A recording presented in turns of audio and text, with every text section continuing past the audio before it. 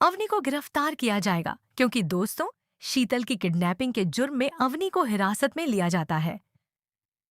अवनी से बहुत बड़ी गलती हो गई जब वह शीतल के कमरे में पहुंच गई, क्योंकि आज की कहानी में आप सभी ने देखा होगा कि किस तरह अवनी शीतल को डराने के इरादे से उसके कमरे में जाती है। और दोस्तों, यहीं पर अवनी एक बहुत बड़ी भूल कर बैठती है। सुबह जब नाहर जेल से वापस आता है और पुलिस इंस्पेक्टर उसे लेकर घर पहुंचता है, तब इंस्पेक्टर साफ साफ कहता है कि नाहर, इस मामले में आपकी कोई गलती नहीं है। शीतल को किडनैप करने वाला कोई और है और वह इसी घर का ही कोई सदस्य है। आपको झूठे इल्जाम में इतनी बड़ी सजा भुगतनी पड़ी। इसके बाद जब इंस्पेक्टर शीतल से पूछता है कि आपको किडनैप करने वाला कौन था, क्या आपने उसका चेहरा देखा था? आप इतने दिनों तक उसके साथ रहीं तो जरूर पहचानती होंगी। पहले तो शीतल कहती है कि उसने किडनैपर का चेहरा नहीं देखा, लेकिन अवनी की वही गलती भारी पड़ जाती है जब वह उसके कमरे में गई थी। और फिर शीतल पुलिस इंस्पेक्टर के सामने अवनी का नाम ले लेती है, जिसके बाद कहानी में अब यह दिखाया जाएगा कि अवनी को जेल भेज दिया जाएगा। लेकिन दोस्तों, सच्चाई सामने आने के बाद नाहर दादी पर भी गुस्सा करेगा और सोनी पर भी भड़केगा, क्योंकि खुद अवनी अपने मुंह से सबके सामने यह सच कबूल कर लेती है कि बिट्टू का असली पिता रोमिल है, न कि नाहर। यह सुनते ही पूरे घर वालों के होश उड़ जाते हैं। सोनी की सारी मेहनत पर भी पानी फिर जाता है, क्योंकि वह इतने दिनों से सिर्फ अपनी बेटी अवनी का घर बचाने के लिए संघर्ष कर रही थी। लेकिन अब अवनी का घर भी टूट चुका है और उसे जेल भी जाना पड़ रहा है। तो चलिए दोस्तों, आगे की कहानी जानते हैं। इसके बाद क्या हुआ? सीरियल मनसुंदर की कहानी में अब एक जबरदस्त मोड़ आ चुका है। जैसे ही नाहर जेल से रिहा होकर घर लौटता है, उसके सामने ऐसी सच्चाइयां आती हैं जो उसे अंदर तक हिला देती हैं। पुलिस इंस्पेक्टर साफ कर देता है कि शीतल जिंदा है और जिस आरोप में नाहर को गिरफ्तार किया गया था वह पूरी तरह झूठा था, इसलिए उसे तुरंत रिहा कर दिया जाता है। लेकिन उसी समय घर पर एक और बड़ा तूफान खड़ा हो जाता है। इंस्पेक्टर ऐलान करता है कि शीतल की किडनैपिंग और उसे जहर देने के मामले में अवनी का नाम सामने आया है और अब उसे गिरफ्तार किया जाएगा। यह सुनते ही पूरे परिवार में अफरा तफरी मच जाती है। अवनी रो रो कर खुद को बेगुनाह साबित करने की कोशिश करती है, जबकि असली सच्चाई यह है कि शीतल को जहर देने के पीछे दादी का हाथ था और किडनैपिंग की साजिश सोनी ने रची थी। लेकिन दोनों में से कोई भी अपनी गलती मानने की हिम्मत नहीं जुटा पाता, क्योंकि उन्हें डर है कि सच सामने आते ही उन्हें घर से निकाल दिया जाएगा और उनकी इज्जत मिट्टी में मिल जाएगी। नाहर को जब दादी और सोनी की चालों का एहसास होता है तो उसका गुस्सा फूट पड़ता है। वह दादी से सवाल करता है कि आखिर उन्होंने इतना बड़ा खेल क्यों खेला। उधर सोनी सबसे ज्यादा परेशान है। जिस बेटी अवनी के लिए उसने नाहर को भावनात्मक रूप से ब्लैकमेल किया, यहाँ तक कि रोमिल का इल्जाम अपने सिर लेने के लिए कहा, आज वही बेटी जेल जाने वाली है। और ऊपर से यह सच्चाई भी सबके सामने आ चुकी है कि बिट्टू नाहर का नहीं, बल्कि रोमिल का बच्चा है। इससे सोनी के सारे सपने चकनाचूर हो जाते हैं। दादी की चाल भी पूरी तरह नाकाम हो जाती है। वह चाहती थी कि शीतल के कत्ल के झूठे आरोप में रूही को फंसा दिया जाए, लेकिन किस्मत ने ऐसा मोड़ लिया कि अवनी ही पुलिस की गिरफ्त में आ गई। जब पुलिस अवनी को ले जाने आती है तो सोनी पूरी तरह टूट जाती है।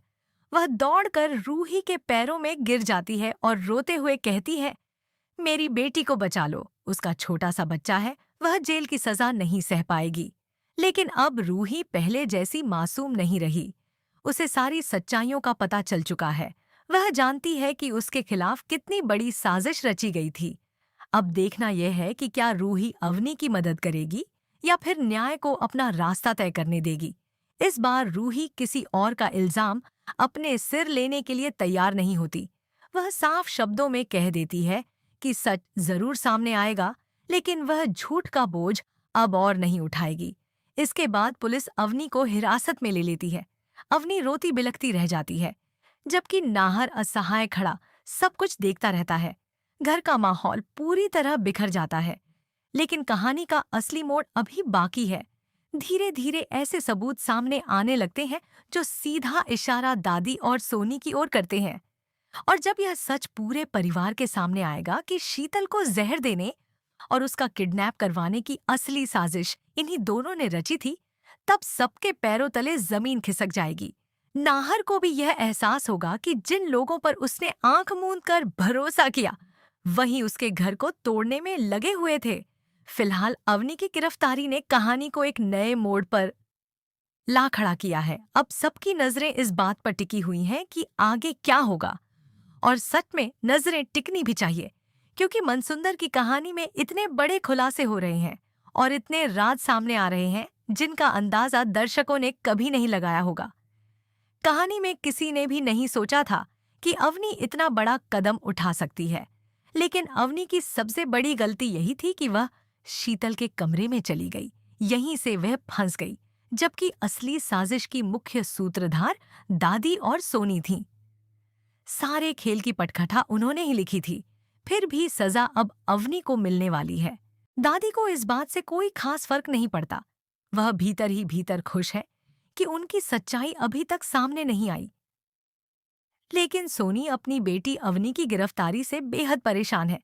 दादी का स्वभाव पहले भी ऐसा ही था। जब नाहर जेल गया था तब भी उन्हें कोई चिंता नहीं हुई थी। वह तब भी रूही को घर से निकालने की योजना बना रही थी। उन्हें इस बात की परवाह नहीं थी कि नाहर छूटेगा या नहीं। अब कहानी में नया मोड़ यह है कि अवनी की गिरफ्तारी तय हो चुकी है। आपने देखा होगा कि कैसे अवनी शीतल के कमरे में जाती है और उसे धमकाने की कोशिश करती है। उसे लगता है कि शीतल कभी होश में नहीं आएगी और सच कभी सामने नहीं आएगा। लेकिन अगले ही दिन किस्मत पलट जाती है। पुलिस इंस्पेक्टर नाहर को लेकर गोयंका हाउस पहुंचता है और कहता है, नाहर जी, हमसे गलती हो गई। आपकी पत्नी रूही सही कह रही थी। आप बेगुनाह हैं। शीतल को किडनैप करने वाला कोई और है और वह इसी घर का है। उसी समय शीतल को होश आ जाता है।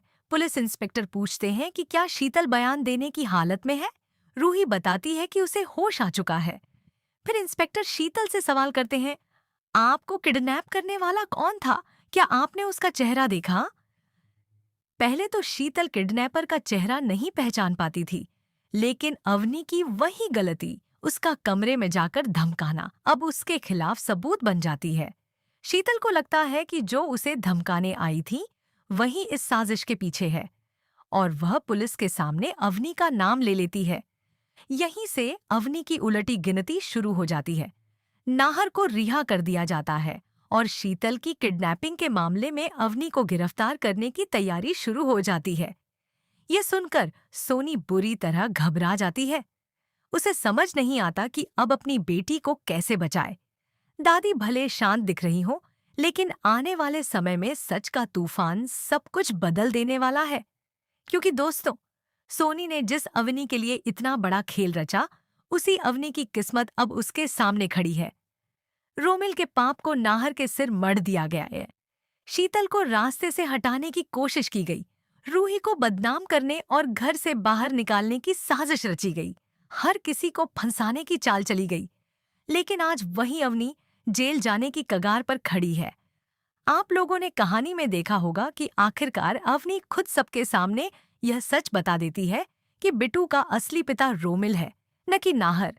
यही वह सच्चाई थी जिसे सोनी इतने दिनों से छुपाने की कोशिश कर रही थी। इसी राज्य को दबाने के लिए उसने झूठ पर झूठ बोला, साजिश पर साजिश रची, लेकिन आखिर में सच सामने आ ही गया। सोनी बहुत समय से इस बात को छुपाने में लगी हुई थी, पर अवनी ने खुद अपने मुंह से पूरे परिवार के सामने सब कुछ उजागर कर दिया। इसके बाद दादी और सोनी के सारे खेल लगभग खत्म हो चुके हैं। सोनी का पहला प्लान था कि बिट्टू की असली पहचान कभी सामने न आए, लेकिन जैसे ही अवनी को सच्चाई का एहसास हुआ, उसने बिना सोचे समझे सबके सामने रोमिल और बिट्टू का सच बता दिया। दूसरा प्लान यह था कि किसी भी हाल में अवनी और रोमिल का घर टूटने न पाए, लेकिन अब हालात ऐसे बन चुके हैं कि घर की नींव ही हिल गई है। दादी का गुस्सा भी चरम पर पहुंच चुका है। कहानी में आगे दिखाया जाएगा कि वह शीतल, बिट्टू और ओमिन को घर से बाहर निकाल देती है और अब अवनी की गिरफ्तारी से मामला और बिगड़ जाता है। सोनी पूरी तरह टूट जाती है। उसे समझ नहीं आता कि क्या करे, किससे मदद मांगे। आखिरकार वह रूही के पास जाती है, उसके पैरों में गिरकर माफी मांगती है। कहती है, रूही मुझे माफ कर दो, मैंने तुम्हें फंसाने की कोशिश की, मुझसे बहुत बड़ी गलती हो गई। आह! सोनी जानती है कि अगर वह रूही से भावनात्मक तरीके से बात करेगी तो शायद रूही पिघल जाए। पहले भी रूही दूसरों की गलतियों का बोझ अपने सिर ले चुकी है, लेकिन इस बार हालात बदल चुके हैं। रूही अब सब समझ चुकी है। वह जानती है कि सोनी ने उसके साथ कितना गलत व्यवहार किया, उसे बदनाम करने की कितनी कोशिशें की। अब वह यह भी समझ चुकी है कि दूसरों के लिए अपनी जिंदगी दांव पर लगाना सही नहीं है, इसलिए इस बार अवनी की गिरफ्तारी तय मानी जा रही है। अवनी जेल जाएगी, उसका घर टूटेगा और धीरे धीरे दादी और सोनी के भी सच सामने आएंगे। साजिश कितनी भी बड़ी क्यों न हो, आखिरकार सच जीतता है। तो दोस्तों, ये अपडेट आपको कैसी लगी? आगे की कहानी में और भी बड़े खुलासे देखने को मिल सकते हैं।